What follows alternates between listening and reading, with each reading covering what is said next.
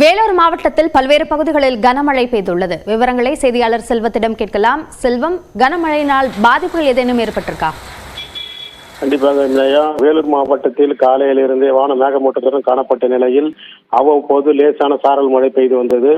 தற்போது திடீரென கனமழை பெய்ய துவங்கியுள்ளது. அதாவது வேலூர், காட்பாடி, சத்துவாச்சாரி, விருப்பாட்சிபுரம், பொன்னை, லத்தேரி, வள்ளிமலை உள்ளிட்ட பகுதிகளில் தற்போது கனமழை பெய்து வருகிறது. அபிநயா, இந்த கனமழையின் காரணமாக வாகன ஓட்டிகள் கடும் அவதிப்பட்டு வருகின்றனர். இந்த கனமழையினால் தற்போது சாலையில் வெள்ளப்பெருக்கு ஏற்பட்டு, அதாவது சாலை முழுவதும் தண்ணீர் செல்வதால் வாகன ஓட்டிகள் கடும் அவதிப்பட்டு வருகின்றனர். இதில் குறிப்பாக சொல்ல வேண்டும் என்றால், காட்பாடி சித்தூர் பேருந்து நிலையம் பகுதியில் 1 மணி நேரம் அல்லது அரை மணி நேரம் கனமழை பெய்தாலே அப்பகுதிகளில் தண்ணீர் தேங்கும் சூழ்நிலை ஏற்பட்டுள்ளதால் தற்போது பொதுமக்கள் கடும் அவதிப்பும் அடைந்துள்ளனர்.